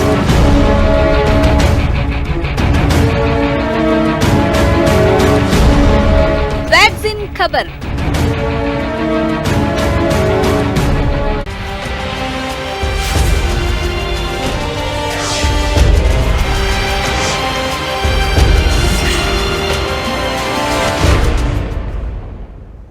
Right, welcome back. తెలంగాణలో కరోనా కేసులు పెరుగుతున్నాయి, మరణాల సంఖ్య పెరుగుతోంది. కానీ ఆంధ్రప్రదేశ్ అదేవిధంగా తెలంగాణతో పోలిస్తే రోగం ఒకటే, కానీ వైద్యం వేరువేరుగా ఉంది. అదేవిధంగా ప్రభుత్వ విధానాలు కూడా వేరువేరుగా వస్తున్నట్టుగా మనకు తెలుస్తోంది. ఏపీ తెలంగాణలో జరుగుతున్న పరిణామాలు చూస్తే ఒక నాణానికి బొమ్మ బొరుసులో కనిపిస్తున్నాయి. మహమ్మారి ప్రపంచాన్ని వణికిస్తూ దేశాన్ని కకావికలం చేస్తుంది. అయితే కరోనా కాటేస్తుంటే బతుకేంటో తెలియక అన్ని వర్గాలు జీవచన్లా పడి ఉంటున్నారు. తెలంగాణలో ఏపీలో కరోనా మహమ్మారి ఆరోగ్యశ్రీ చేర్చడమే కాదు, ప్రైవేట్ ఆసుపత్రుల్లో 50% నిధులను ప్రభుత్వ ఆధీనంలోకి తీసుకున్నారు. ఇప్పుడు కరోనా మహమ్మారి తర్వాత వస్తున్న బ్లాక్ ఫంగస్ను సైతం ఆరోగ్యశ్రీలో చేర్చి పేదల పక్షపాత వహిస్తున్నారన్న వాదన కామెంట్ ఏపీలో బలంగా వస్తుంది. అయితే తెలంగాణ సీఎం కేసీఆర్ మాత్రం ప్రైవేట్ ఆసుపత్రుల్లోకి వెళ్ళొద్దు, ప్రభుత్వ ఆసుపత్రుల్లో చేర్చాలి, ప్రభుత్వ ఆసుపత్రులు మీరు చేరిపోండి, అవసరం ఉంటే కొత్త మెడికల్ కాలేజీలు, కొత్త నర్సింగ్ కాలేజీలు ఇవన్నీ కూడా సకల సదుపాయాలు ఇస్తాము అని చెప్తున్నారు తప్ప ఆరోగ్యశ్రీని ఎందుకు చేర్చడం లేదు అన్న వాదన బలంగా వినిపిస్తుంది. కొత్తగా దేశవ్యాప్తంగా కూడా బ్లాక్ ఫంగస్ వైరస్ అనే భయం పట్టి పీడిస్తున్న నేపథ్యంలో తెలంగాణ ప్రజలకు ఏం క్లారిటీ ఇస్తారు, ఏం భరోసా ఇస్తారో తెలుసుకునే ప్రయత్నం చేద్దాం. ఈ లైవ్ డిస్కషన్లో మనతో జాయిన్ అయ్యారు కాంగ్రెస్ సీనియర్ నేత అద్దంకి దయాకర్ గారు, అదేవిధంగా టీఆర్ఎస్ నేత రావుల శ్రీరెడ్డి గారు. దయాకర్ గారు, గుడ్ మార్నింగ్ అండి. Good morning. టీకాలు ఉన్నా వేస్తలేరు, టీకాలు వేసే పరిస్థితి లేదు. 1.86 లక్షల డోసులు ఉన్నాయని మొన్న సీఎంఓ ప్రకటించింది, కానీ టీకా లేదని మొన్న స్టాప్ చేశారు. ఇకపోతే సర్కార్ దవాఖానలో చేరాలి, సర్కార్ దవాఖానలో క్వాలిటీ వైద్యం ఇస్తామని రాష్ట్ర ముఖ్యమంత్రి కేసీఆర్ అని ఒక రివ్యూలో కూడా చెప్పడం జరిగింది. కానీ ఆరోగ్యశ్రీలో చేరుస్తారా లేరా అంటే ఇంకా క్లారిటీ లేదు. ఏం చెప్తారు, ఎట్లా చూస్తారు మీరు? ఇప్పుడు 2 అంశాలు వెంకట్ గారు. ఒకటి రాష్ట్ర ప్రభుత్వ నిర్లక్ష్యము, రెండవది కేంద్ర ప్రభుత్వ బాధ్యతతో కూడిన అంశాలన్నీ మనం చర్చించుకోవాలి. అంటే అది కూడా పూర్తి వైఫల్యమే. దాన్ని కేంద్ర ప్రభుత్వాన్ని భుజాల మీద తీసుకొచ్చే అవకాశం లేదు. అయితే ఇన్ని రోజుల నుంచి బెడ్ల సంఖ్య, తర్వాత ఆక్సిజన్ సిలిండర్ల సంఖ్య, తర్వాత కేంద్రం చేయాల్సిన అంశాల సంఖ్య అంతా చెప్పుకుంటా టీఆర్ఎస్ వచ్చింది. కానీ ఇప్పుడు వస్తున్న ఈ ఉపద్రవం లాంటి కేసుల పెరుగుడుదల, లేకపోతే చావులు ఇవన్నీ చూస్తే అసలు ఏం చేయాలని వాళ్ళకి పాల్పోని పరిస్థితి ఎందుకు వచ్చింది? కనీసం రివ్యూలు కూడా డే బై డే కానీ, లేకపోతే ఎవ్రీ డే కానీ లేకపోవడం ఎందుకు ఈ విధంగా జరుగుతుందనే దగ్గర వాళ్ళు సమాధానం చెప్పాలి. ఆరోగ్య శాఖ మంత్రి గారు స్వయంగా ముఖ్యమంత్రి, ఇప్పుడు ఈటల రాజేంద్ర గారు బర్తరఫ్ అయిన తర్వాత వచ్చింది వారే. ఎందుకు ఇప్పుడు ఆయన ఏం పేరు ఉంది, డైరెక్టర్ ఆఫ్ హెల్త్, ఆయన మాట్లాడుతున్న తీరు చూస్తే అసలు ఈ రాష్ట్రంలో సమస్య లేదన్నట్టుగా ఉంది. మొన్న సిఎస్ మాట్లాడిండు. అంటే అధికారులు కూడా ఇంత అబద్ధాలు ఆడాల్సిన అవసరం ఎందుకు? ఉన్న పరిస్థితిని ఎందుకు సమీక్షించుకోవడంలో, నిజాయితీగా సమీక్షించుకోవడంలో ఎందుకు వైఫల్యం చెందుతుందో వాళ్ళు సమాధానం చెప్పాలి. అసలు వాస్తవంగా డెత్ రేట్ అనేది వీళ్ళు చూపిస్తున్న డెత్ రేట్ కంటే కూడా యాక్చువల్ డెత్ రేట్ పెరిగి ఉన్నది. అది వాళ్ళ ఇంటెలిజెన్స్ రిపోర్ట్ ద్వారా వస్తున్నప్పటికీ కూడా ఎందుకు వ్యాక్సినేషన్ మీద ఇంత కాన్సన్ట్రేట్ చేయట్లేదు?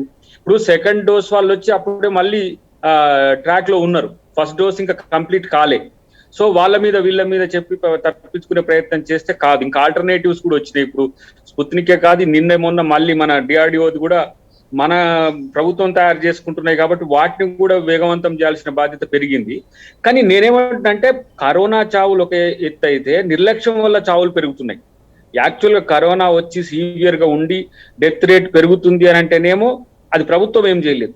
కానీ ప్రభుత్వం అవకాశాలు కల్పించడంలో వైఫల్యం వల్ల వస్తున్న రేట్ పెరుగుతున్నది. కాబట్టి దాన్ని సీరియస్ గా ఆలోచించాలి. మనం ఎంత చెప్పినా మరణ మృదంగా ఆపే పరిస్థితులు లేదు. ఒకవైపు ఏమో కేంద్రం హాయిగా చడి చప్పుడు కాకుండా దుప్పట్లు వేసుకొని కూర్చున్నది. ఏమనంటే రాష్ట్రాల మీద కుదిరేస్తున్నది, రాష్ట్రాలు ఫెయిల్యూర్ అవుతున్నాయండి. ఇప్పుడు మీరు ఎవరైనా మన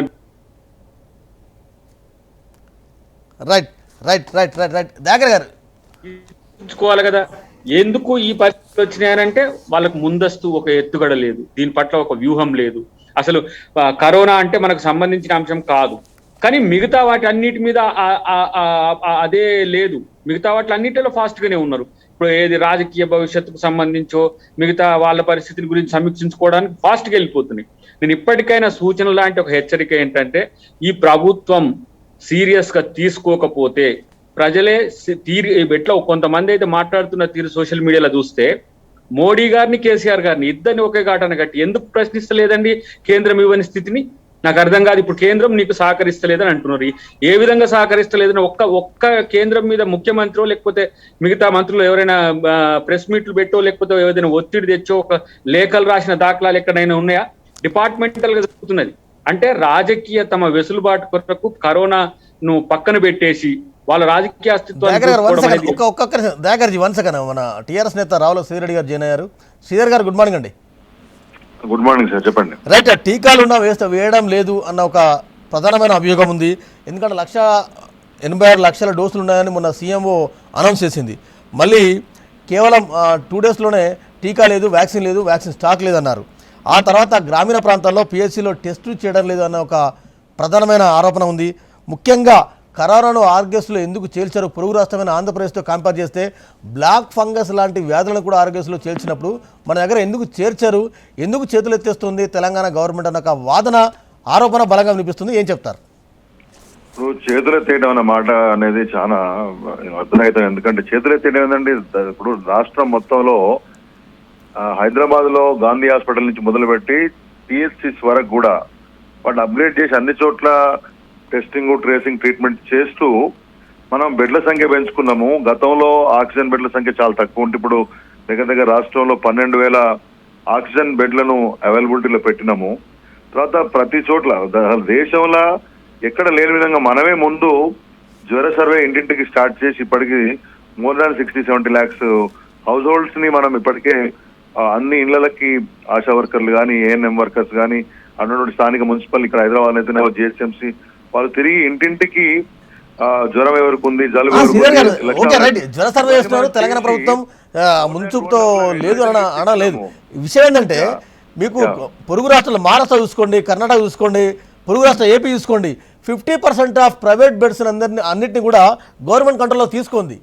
కానీ ఇక్కడ పరిస్థితి ఎందుకు లేదు అని నిన్న రాష్ట్ర ముఖ్యమంత్రి కేసీఆర్ గారు కూడా ఒక రివ్యూ పెట్టారు. కొత్త కాలేజీలు ఇస్తాము, కొత్త నర్సింగ్ కాలేజీలు ఇస్తాము, అంతా బాగానే ఉంది. కానీ ఎందుకు అంటే సర్కార్ దవాఖానలోనే మీరు ట్రీట్మెంట్ చేయించుకోవాలని అంత భరోసా ఇస్తున్నారు. కానీ ప్రైవేట్ ఆసుపత్రుల విషయంలో, ప్రైవేట్ ఆసుపత్రుల నియంత్రణ విషయంలో, ప్రైవేట్ ఆసుపత్రులను కంట్రోల్ చేసుకునే విషయంలో ఎందుకు సీరియస్గా కాన్సన్ట్రేట్ చేయడం లేదని? ప్రైవేట్ ఆసుపత్రుల విషయంలో గతంలోనే ఒక జీవో ఇచ్చినారు. రైట్ ఫ్రమ్ టెస్ట్ల నుంచి, డయాగ్నోస్టిక్ టెస్ట్ల నుంచి మొదలుపెట్టి ఇన్ పేషెంట్స్ కి దేనికి ఎంత వసూలు చేయాలనే విషయం మీద పూర్తి దానికి సమాచారం ఇచ్చినారు, జీవో ఇచ్చినారు. దాన్ని ఇంప్లిమెంట్ చేసే ప్రయత్నం చేస్తా ఉన్నారు. అయితే ఉన్నటువంటి రద్దీ కారణంగా కానివ్వండి, లేకపోతే ఆక్సిజన్ షార్టేజ్, ఇప్పుడు ఆక్సిజన్ షార్టేజ్ మనం క్రియేట్ చేసింది కాదు, అది మన కేంద్రం నుంచి పూర్తి స్థాయిలో సప్లై సరిగ్గా లేక ఇవన్నీ అవాంతరాలతో కొన్ని ప్రైవేట్ హాస్పిటల్స్ లో ఇబ్బందుల మాట వాస్తవమే. అయితే నేను లాస్ట్ టైం కూడా మీరు ఆరోగ్యశ్రీ గురించి చెప్పిన నేను రాష్ట్రం మొత్తంలో కూడా అన్ని గవర్నమెంట్ ఫెసిలిటీస్ లో కోవిడ్ కోసము ఉచిత వైద్యం నడుస్తూ ఉంది. మీకు రెమెడీసివిర్ లాంటి కాస్ట్లీ స్టెరాయిడ్స్ నుంచి మొదలుపెట్టి, ఇంజెక్షన్ నుంచి మొదలుపెట్టి ఇవాళ లైఫ్ సేవింగ్ ఏ మెడిసిన్ అయినా టాస్లీ జుమాబ్ అయి ఉండొచ్చు. ఇవాళ బ్లాక్ ఫంగస్ కొత్తగా వస్తే దానికోసము మనము ముందు మేల్కొని వేరే రాష్ట్రాల్లో కాకుండా కోటి ఈఎన్టీని దాన్ని నోడల్ ఆఫీస్గా పెట్టి, నోడల్ ఏజెన్సీగా ట్రీట్మెంట్ సెంటర్ కింద పెట్టి 50 బెడ్లు సెపరేట్ గా ఏర్పాటు చేసి వాటికి సంబంధించినటువంటి మెడిసిన్స్, ఇదే కాకుండా ప్రత్యేకంగా కేటీఆర్ గారి ఆఫీస్ నుంచి వచ్చి రాష్ట్రంలో వచ్చిన ఏ డిస్ట్రెస్ కాల్ కానివ్వండి, whether it is medicine, bed or oxygen, అన్నిటినీ ప్రభుత్వం పూర్తి స్థాయిలో ఏర్పాటు చేస్తున్నప్పుడు ఆల్ గవర్నమెంట్ ఫెసిలిటీస్ లో ఫ్రీ వైద్యం నడుస్తా ఉంది. రాష్ట్రం మొత్తం మీద ఉన్నటువంటి 5,980 అవుట్ పేషెంట్ సెంటర్లలో కూడా టెస్టింగ్ నడుస్తా ఉంది. నేనేమంటే ప్రభుత్వము, మీరు నిన్న మొన్న కూడా కేంద్ర ప్రభుత్వం ఆరోగ్య శాఖ మంత్రి గారు రివ్యూ చేసినప్పుడు మన రాష్ట్రంలో ఉన్నటువంటి యొక్క ఫెసిలిటీస్ కానివ్వండి, ఇన్ఫ్రాస్ట్రక్చర్ అప్గ్రేడేషన్ గురించి కానీ, ఈ రీసెంట్ నాట్ ఓన్లీ కేంద్ర ప్రభుత్వం, వేరే ఒక జర్నల్ కూడా, ఇండిపెండెంట్ జర్నల్ కూడా మన దగ్గర ఉన్న పరిస్థితులలో బాగుందనే విషయాన్ని చెప్పిన విషయాన్ని మర్చిపోతుంది. మనం బాగుంది బాగాలేదని కాదు. దయాకర్ గారు, కరోనా విషయంలో, కరోనా ట్రీట్మెంట్ విషయంలో రాష్ట్ర ప్రభుత్వం చాలా సీరియస్గా ఉంది అనేది చెప్తున్నారు. దాంతోపాటు ముఖ్యంగా మనం అబ్జర్వ్ చేయాల్సి ఏంటంటే వైద్య ఆరోగ్య శాఖకు పూర్తి స్థాయిలో మంత్రి లేకపోయినా రాష్ట్ర ముఖ్యమంత్రి గారు సీరియస్గా పరిశీలిస్తున్నారు. టాస్క్ ఫోర్సు అంటే వైద్య ఆరోగ్య శాఖ సంబంధించిన టాస్క్ ఫోర్స్ ఇష్యూలో మంత్రి కేటీఆర్, వైద్య ఆరోగ్య శాఖ ఇష్యూలో అప్పుడప్పుడు రెగ్యులర్ కూడా మంత్రి హరీష్ రావు గారు కూడా రివ్యూ చేస్తున్నారు. ఒక శాఖను ముఖ్యమంత్రితో సహా ఒక ముఖ్యమంత్రి, 2 కీలకమైన మంత్రులు రివ్యూ చేస్తున్నారు. ఇంకా ఎక్కడ పట్టించుకున్నట్టు కనబడుతుంది దయాకర్ గారు? ఇప్పుడు అయినా మృతుల రేటు పెరుగుతున్నప్పుడు పెరుగుతున్న వాటి కారణాలు కదా మనకు ముఖ్యం. కరోనా కేసులు పెరగడం కాదు, డెత్ రేట్ పెరగడం. డెత్ రేట్ పెరుగుతున్న దానికి కారణం ఏంటిది? ఒకటి వ్యాక్సినేషన్స్ లేకనా, లేకపోతే బెడ్స్ లేకనా, ఆక్సిజన్ లేకనా, ఎందుకు పెరుగుతుంది అనేది ఒక్క మంత్రిని చెప్పమండి, ముఖ్యమంత్రి నుంచి ఒక్క మంత్రిని డెత్ రేటు పెరుగుతున్న స్థితిని ఎవరు పట్టించుకోవట్లే. కరోనా కేసెస్ వస్తాయి, 98% మనం ఇలా క్యూర్ అవుతున్నాం. ఆ 2% డెత్ ఏవైతే ఉన్నాయో వాటికి మూలాలు కనుక్కోవాలి ఫస్ట్. ఎందుకు రెమ్డెసివిర్ అనేది దేనికండి? అది స్టెరాయిడ్, అది ఎయిడ్స్ కూడా అదే వాడతారు. ఇమ్యూన్ కావాలంటే రెమ్డెసివిర్, అదేమన్నా కరోనాదా? అసలు కోవాక్సిన్ ఎందుకు ఉండలేదు, కోవిషీల్డ్ ఎందుకు ఉండట్లేదు? 2 రోజుల నుంచి ఎందుకు హాలిడే ఇచ్చిండ్రు? అంటే ఫస్ట్ సెకండ్ లెవెల్ ఇప్పుడు నువ్వు ప్రొటెక్షన్ షీల్డ్ కదా, అది సెకండ్ టైం వేసుకుంటే 80% కోవిడ్ రావడానికి కారణాలు తగ్గుతుంది, అవకాశాలు తగ్గుతాయి. వాటిని ఎందుకు పెంచట్లేరు మీరు? ఇప్పుడు 6 to 10 ఉన్నది, లేకపోతే కొన్ని ప్రాంతాల్లో ఎవరైతే వ్యాక్సిన్ వేసుకుంటారో వాళ్ళకి ఎగ్జామ్షన్ కూడా ఇచ్చారు మీరు క్యాబినెట్ మీటింగ్ లో, మంచిదే. కానీ ఏది అసలు వ్యాక్సిన్ ఉండాలి కదా. ఇప్పుడు కేంద్రం మీద చెప్తే ఆయన ఏమంటాడు, నేను అన్ని పంపించినా కానీ వాళ్ళే తీసుకోలేదని వాళ్ళు అంటారు. ఇది ఎవరికి కావాలి? ఇప్పుడు ఒకటేమో కేసులు రేట్లు పెరగడానికి కారణం ఏంటంటే వ్యాక్సినేషన్స్ లేకపోవడం, డెత్ రేట్ పెరగడానికి కారణం ఏంటి? ఆక్సిజన్ బెడ్స్ లేకపోవడం, సీరియస్ కన్సోల్ లేకపోవడం. మూడోది, మీరు ఆరోగ్యశ్రీలో పెడతారా ఎక్కడ పెడతారా అనవసరం, కరోనా కేసులు ఫ్రీగా చేయండి. ఎందుకంటే నేను కూడా తొందరలో సుప్రీంకోర్టులో ఇది ఏవబోతున్నా, కేంద్రం తప్పించుకుంటుంది, రాష్ట్రాలు తప్పించుకుంటున్నాయి. వాళ్ళ ఆరోగ్య శాఖ మంత్రికి రాస్తే రిటర్న్ ఏమి ఇచ్చింది తెలుసా మీకు? మేము అన్నిటి మీద కేర్ తీసుకుంటున్నాం, త్వరలోనే ఒక నిర్ణయం తీసుకుంటామని వచ్చింది. ఇంతవరకు అసలు ఒక పేదలకు వైద్యం అంతనే భరోసా ఇచ్చే ప్రయత్నం ఎందుకు కేంద్రం రాష్ట్రం చేయట్లేదు? రైట్ శ్రీధర్ గారు, ఇందాక దాగర్ గారు చెప్పింది విన్నారు. నేను అనుబంధంగా ఇంకొకటి, తెలంగాణ ఉద్యమకారుడు, అదేవిధంగా ప్రొఫెసర్ సాంబయ్య గారు, తెలంగాణ యూనివర్సిటీ మాజీ వైస్ ఛాన్సలర్, కరోనాతోని ఒక ప్రైవేట్ ఆసుపత్రిలో సీరియస్ చనిపోతే డెడ్ బాడీ ఇవ్వడానికి ఆ ప్రైవేట్ ఆసుపత్రి 10 lakhs అడిగింది. 10 lakhs ఇస్తేనే డెడ్ బాడీ ఇస్తామన్నారు. ఒక ఫార్మర్, ఒక స్టూడెంట్, ప్రొఫెసర్ కూడా స్టూడెంట్, నేను ఇస్తాను ఒక 6 lakhs అగ్రిమెంట్ రాసిస్తే డెడ్ బాడీ ఇచ్చారు. అంటే ప్రైవేట్ ఆసుపత్రులు దోపిడీ గురించి నేను చెప్పే ప్రయత్నం చేస్తున్నాను. నా కామెంట్, అదేవిధంగా దయాకర్ గారి కామెంట్ చూసి మీరు మాట్లాడండి. ఇప్పుడు 3 అంశాలు. ఒకటి వ్యాక్సిన్. వ్యాక్సిన్ అనేది పూర్తి స్థాయిలో సప్లై కేంద్ర ప్రభుత్వం మీద ఆధారపడి ఉంది. ముఖ్యమంత్రి గారు చాలా క్లియర్ గా నిన్న చెప్పినారు, మనకు 56 లక్షలకు పైగా వచ్చినటువంటి వ్యాక్సిన్లను మనం ఇప్పటికే కంప్లీట్ చేసినాము. ఉన్న 180 కూడా దాంట్లో కోవిషీల్డ్, తర్వాత కోవాక్సిన్, దాంట్లో ఎక్కువ సంఖ్యలో కోవిషీల్డ్ ఉంది. ఇప్పుడు కొత్త ICMR గైడ్ లైన్స్ లో 16 weeks పైన గ్యాప్ ఇచ్చారు కాబట్టి దాన్ని కొంత ఆపినారు. మిగతా కోవాక్సిన్ వ్యాక్సిన్ ఏదైతే ఉందో అది అవసరం మేరకు పూర్తి స్థాయి లేదు. మీరు సెకండ్ డోస్ కంటిన్యూ చేస్తే అది ఒక రోజు కూడా సరిపోదు. కాబట్టి మనకు కొద్దిగా ఎక్కువ అక్యుమిలేట్ అయిన తర్వాత చేద్దామనే ఉద్దేశంతో అదొకటి అవన్నీ వాళ్ళకి మళ్ళీ వాటి నుంచి స్టార్ట్ చేస్తున్నారు. నెంబర్ 1. నెంబర్ 2, తర్వాత డెత్ రేటు మిగతా రాష్ట్రాల కంటే మన దగ్గర ఎక్కువ ఉందనే అభిప్రాయం కలిగే ప్రయత్నం చేస్తున్నారు కాంగ్రెస్ పార్టీ నాయకులు. అది కాదు, తెలంగాణ రాష్ట్రంలో ఓవరాల్ మీకు వచ్చినటువంటి కేసులలో డిశ్చార్జ్ అయిన కేసులు ఎక్కువ ఉన్నాయి, డెత్ రేట్ కంపారిటివ్లీ మన దగ్గర తక్కువ ఉందనే విషయాన్ని వాళ్ళు గమనించాలి. మనమే కాదు, మన దగ్గర సౌకర్యాలు బాగున్నాయి కాబట్టి, మన దగ్గర హెల్త్ ఫెసిలిటీ బాగుంది కాబట్టి, ఒక తెలంగాణ రాష్ట్రం కాదు 5 రాష్ట్రాల నుంచి ఇక్కడికి వచ్చి గొడవలు పెట్టుకొని కోర్టులకు పోయి మరీ హైదరాబాద్ నగరానికి వైద్యానికి వస్తున్నటువంటి విషయాన్ని మీరు గమనించాలి. మనకు ఏ మాత్రము ఆక్సిజన్ కానీ రెమ్డెసివిర్స్ కానీ ఇట్లాంటి కోటా పెంచకుండా మిగతా రాష్ట్రాల యొక్క పేషెంట్లు కూడా మనం సేవ చేస్తున్నాం. మూడవది, మీరు చెప్పినట్లు ప్రైవేటుకు సంబంధించి అక్కడక్కడ మీరు చెప్తున్నటువంటి ఫిర్యాదులు వస్తున్నమాట వాస్తవం. దానికి సంబంధించి వైద్య ఆరోగ్య శాఖే కాదు, విజిలెన్స్ కాదు, మీ ప్రభుత్వం కూడా సీరియస్ గా పట్టించుకుంటా ఉంది. అక్కడ శ్రీరెడ్డి గారు నిన్న మొన్న ముఖ్యమంత్రి గారు రివ్యూలు చేసిన కామెంట్లు చూస్తే ఇక కరోనాను ఆరోగ్యశ్రీలో చేర్చబోమని ఇండైరెక్ట్ గా చెప్పినట్టేసేనా? ఇప్పుడు ఒకటి అండి, నేను మళ్ళీ చెప్తున్నాను, కరోనాను ఆరోగ్యశ్రీ చేర్చాలనే డిమాండ్ ఎప్పటి నుంచో ఉంది. అది ముఖ్యమంత్రి గారి పర్సెప్షన్ లో ఉంది. అయితే ఒకటేంటంటే ఇవాళ చెప్తున్నటువంటి విషయం ప్రభుత్వం ఏంటంటే బెడ్ల సంఖ్యని, normal beds, oxygen beds, ventilators, ఇది కాకుండా కొత్తగా వస్తున్నటువంటి బ్లాక్ ఫంగస్ అన్నిటికి కూడా మేము ఇప్పుడు మొత్తం తెలంగాణ రాష్ట్రంలో ఉన్నటువంటి ప్రతి ప్రభుత్వ ఆసుపత్రిలో ట్రీట్మెంట్, ఎందుకంటే నిన్న బ్లాక్ ఫంగస్ ను తాజాగా ఏపీ సర్కారు ఆరోగ్యశ్రీలోకి కరోనా చేర్చింది. తాజాగా బ్లాక్ ఫంగస్ ను కూడా వాళ్ళు ఆరోగ్యశ్రీలో చేర్చారు. ఎందుకు తెలంగాణలో మీరు వాళ్ళేమో ఆరోగ్యశ్రీ చేర్చారు అంటారు, కానీ అందరు పేషెంట్లందరూ వాళ్ళ రాష్ట్రం నుంచి అంబులెన్స్ వేసుకొని హైదరాబాద్ కు వస్తున్నారు.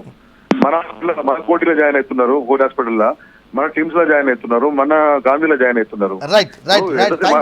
ఒకటి వెంకట్ గారు, మన ప్రభుత్వం చేస్తున్నటువంటి మంచి పనులను, శ్రమను, కృషిని మనం గౌరవించకుండా ఉన్న పరిస్థితులలో ప్రభుత్వానికి మద్దతుగా ఉండకుండా మనం చేస్తున్న రోజు మనం services తిడుతూ ఏం లేవు, పక్క రాష్ట్రం నుంచి costly కదా. పక్క రాష్ట్రం నుంచి మనం ఇక్కడికి వచ్చి వాళ్ళు బాగా పేదోళ్ళకి అయిపోతుంటే అందే లేవు కదా, ఆంధ్ర costly ఇట్లా కదా. చేసిన ఆంధ్ర అట్లా చేసినట్టు ఎట్లండి? దయాకర్ గారు తెలంగాణ అన్ని ఫెసిలిటీస్ ఉమ్మడి ఆంధ్రప్రదేశ్ రాజధానిగా ఉండబట్టి అయింది, కానీ ఇది కాస్ట్లీ కదా. ఎఫ్ఐఆర్ పోయి చనిపోతున్న వాళ్ళ సంఖ్య పెరుగుతున్నది అని అంటే డెత్ రేట్ అంటే 10 మంది చచ్చేదానికి 35 మంది చస్తే తక్కువ చచ్చినట్ట. వాళ్ళ దుర్మార్గం కొద్ది చస్తున్నారు మహారాష్ట్రలో, లేకపోతే బీహార్, ఒడిశా. మనకు వైద్యం ఇచ్చుకోలేకపోతున్నాం. ఎందుకు? వాళ్ళ దగ్గరనే అవకాశాలు లేవు, ఫ్రీగా ఇస్తున్నారు. ఏమున్నది, విజయవాడలో మంచి హాస్పిటల్స్ లేవు, వైజాగ్ లో మంచి హాస్పిటల్స్ లేవు, ఏదో తిరుపతిలో ఒకటి రుయా లాంటివి కొన్ని ఉన్నాయి. కానీ మన దగ్గర ఫ్రీ హెల్త్ కి అవకాశం ఉన్నా మనం కాస్ట్లీ చేసినాం. 20 లక్షలు, 15 లక్షలు, 13 లక్షలు. ఇది పేదోడికి చావే కదా, ఎవడు బతికేటోడు బతుకుంటా. ప్రభుత్వానికి ఆపాదించలేము వెంకట్ గారు. Right thank you very much అండి. సమయం అయిపోయింది. డిబేట్లో పాల్గొన్న దయాకర్ గారికి, ఫోన్ లైన్లో చేరిన టీఆర్ఎస్ నేత రావుల శ్రీరెడ్డి గారికి ప్రత్యేక ధన్యవాదాలు. ఇది వాటి చర్చా కార్యక్రమం. రేపు మరో అంశంతో మళ్ళీ కలుద్దాం. అంతవరకు చూస్తూనే ఉండండి హెచ్ఎం టీవీ. వార్త ఆగదు, నిజం దాగదు.